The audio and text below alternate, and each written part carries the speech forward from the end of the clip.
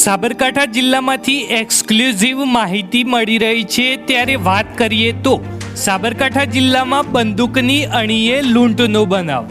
Vadali Khedbrahma highway road અને વિવાઈ શ્યામનગર પાટિયા નજીક લૂંટ થઈ.